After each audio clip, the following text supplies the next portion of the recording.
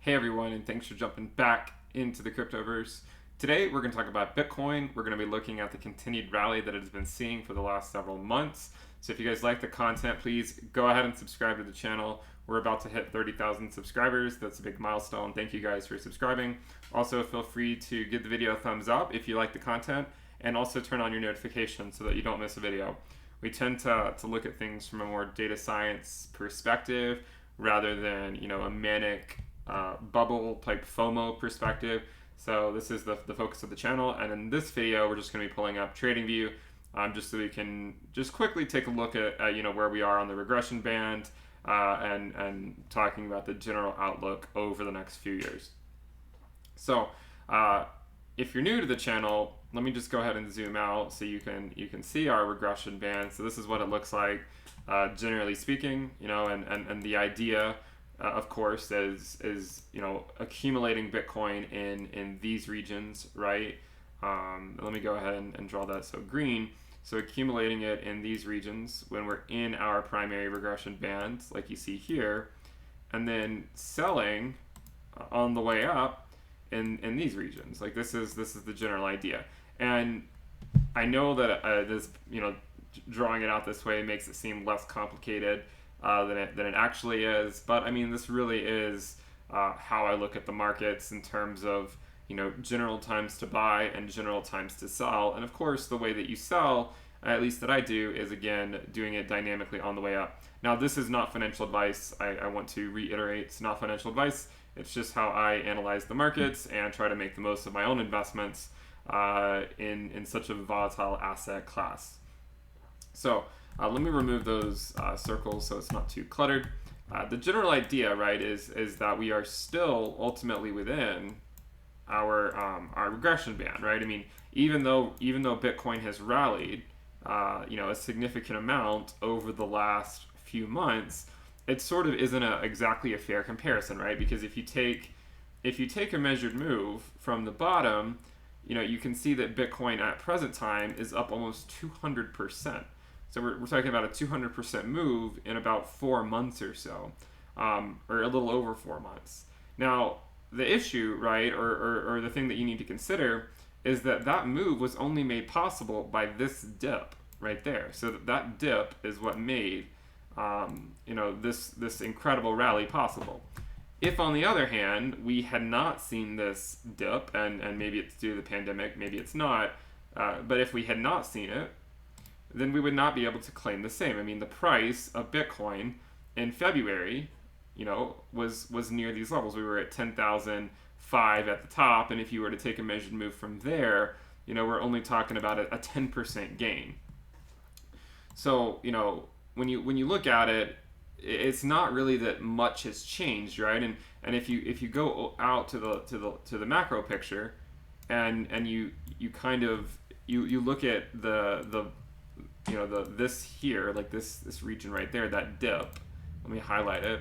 So if you look at that region, and then you also look at this region, right, and then just assume that this is the natural volatility of crypto, and that really, you can look at it like this, something like that, where, it's going to come into these undervaluation phases where you're back at our fair value on the regression band. We also might see these speculative bubbles that come up in the short term, but more or less, we are still on course. Okay, so this is the general idea. Now, these moves, right? So these moves that you see that are these huge dips and these speculative bubbles.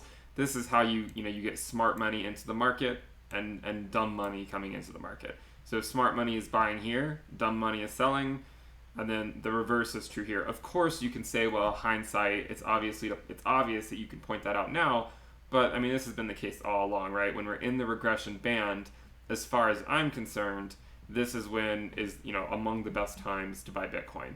When we're up here outside of the regression band and skyrocketing really quickly, this is when I would personally be dynamically dollar cost averaging my sells, because you don't know how high it's going to go, right? When Bitcoin was at 14K, a lot of people thought it was just going to go straight up to 20K in the short term, something like that. But it did, and it retraced all the way back down to 3,500, and then came back up.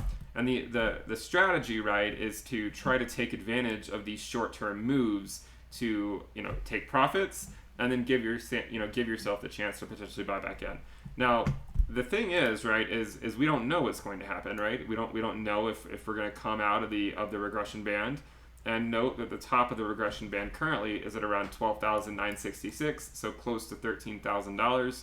And if we break above it, if Bitcoin does rally up to the top of it and then continues on its journey, things can get pretty crazy pretty quickly. Okay, and this is what you need to be ready for, because while we all would like to believe that Bitcoin will go straight to 20K and then just continue on climbing in the short term, there is a definite, a non-negligible possibility that we come up and then hold that as resistance and then maybe come back down and then continue on our merry way, and then continue the cycle, right? And the reason we say that is because I do still think lengthening cycle theory is true. And it's interesting, right, how quickly the sentiment can change. When we dump, it's of course lengthening cycle theory is true. When we pump, it's, oh well, we're going to see a peak in 2021. So this is just, again, the natural volatility of the crypto market. This is nothing new, right? I mean, this is nothing new. This is the same thing that we've been looking at for a really long period of time. I actually just noticed that if you extend that, kind of looks like a map of the United States a little bit. Like that's Florida, that's Texas, this is like Washington. Yeah. Anyways, what I'm looking for, right, is my opinion has not changed. Again, I'm still looking to see this 20K broken sometime later in 2021, at the earliest, based on a sustainable 20K. Again, the sustainable 20K. I would love it to see a rally to 20K sooner, to give people the chance to take profits and to really let the market FOMO in, and then to see a retracement back down where then people get discouraged again, right? And think that, oh, okay, it's not what we thought, and then maybe to see yet another rally later on to take us up to higher highs. This would be great. So, I mean, Bitcoin, in terms of where it currently is, yeah, there's other coins making more significant moves, but, again, it's these boring times, which, I mean, really, it's not boring for Bitcoin right now. It's currently at 11,371. So this is the BLX. It just shows the closing price. But if you look at this over the long haul, right? I mean, we still have a long ways to go to potentially go up to a new speculative bubble in the next few years. So again, for me, general accumulation phase. What's a few K among friends? Whether you're buying it at 11K, whether you're buying it at 8K. I always say that because we're still within our accumulation years, because I've mentioned before that I think 2019, 2020, and maybe even part of 2021, or even all of 2021 potentially, could be the best accumulation years for Bitcoin, and then those who are able to accumulate can then hopefully reap the rewards over 2022, 2023, and maybe even into 2024. So still the accumulation phase, in my opinion, even though things are heating up. Again, the 90-day ROI is just a pure gamble. Even the 6-month or a year ROI is a pure gamble. But looking over the macro scale, it does seem to me that there's a higher chance than not that the price of Bitcoin would continue to slowly trend up over the next several years. But what happens in the meantime, what happens in the short term is really just anyone's guess. So again, it's about how you react to the market. If you want to use, the stuff that I use, the risk metric and dollar cost averaging in and out of the market, remember, you can always go to intothecryptoverse.com and you'll get access to a private Telegram alerts channel, which will tell you, the risk levels. I post charts there basically every day. We talk about the risk levels every single day. There's even a discussion group now, so once you join, you get access to the alerts, and then there's a premium discussion group where people can talk amongst themselves. So check it out. You'll also get access to a weekly premium video, a weekly premium report, and a Google Sheets risk dashboard, as well as a strategy dashboard that I made so that you guys can put in numbers in terms of where I see the market go, where you see the market going, and based on some projections that I've made, you can figure out how various strategies, selling strategies, would work out, theoretically speaking, over the long haul, and then you can figure out a strategy that matches your own risk-reward goals. You also get access to risk metrics against other crypto. So, like, we have the Ethereum USD metric, but there's also the Ethereum Bitcoin risk metric. There's the Cardano USD metric, so the ADA USD. There's also ADA Bitcoin and the ADA Ethereum risk metric.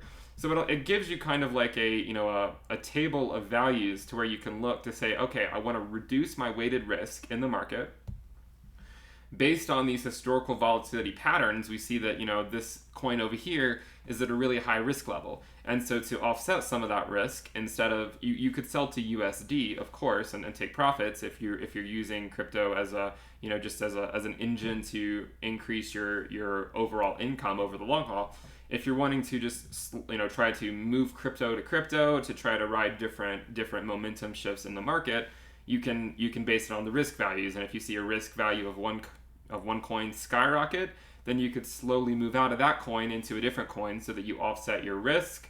And then by doing that, then if the other coin moves, then you can continue on your journey. And then if the coin that you sold out of comes back down, then you can reinvest in it. So there's not a single solution, right? It all depends on what your own goals are, whether your goals are just to trade to fiat and to take profits, if your goals are to trade from crypto to crypto and to try to increase your stacks before a potential bull run in 2023.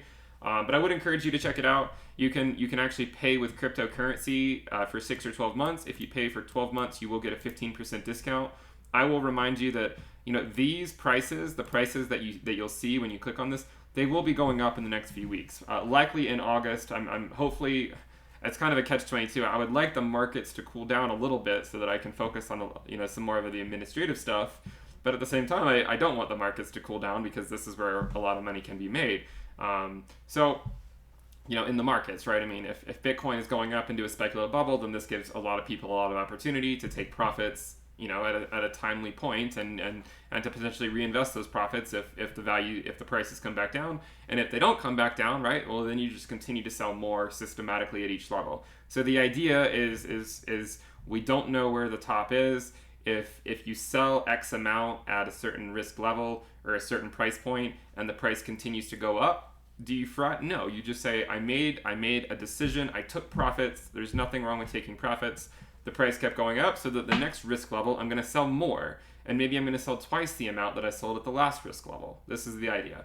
And by doing it this way, it ensures that if there are speculative bubbles, that you're taking profits. Because if you don't ever take profits and you're just more of a YOLO kind of person, you hodl forever, then what's likely to happen is a bubble is going to come and go. It's going to be but a fleeting moment in time, and you're going to miss it.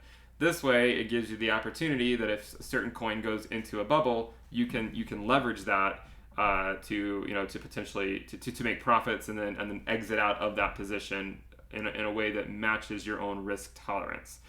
So these prices will be going up. The monthly subscription, they will be going up. But if you sign up now, you will be grandfathered in at that current price. So like if you sign up, then when I raise the prices, those prices will not raise for you. They'll just raise for new people. And as long as you continue to subscribe, you'll get that level. And obviously you can cancel it. I mean, if you're paying monthly, you can cancel it whenever you want. This is not an issue.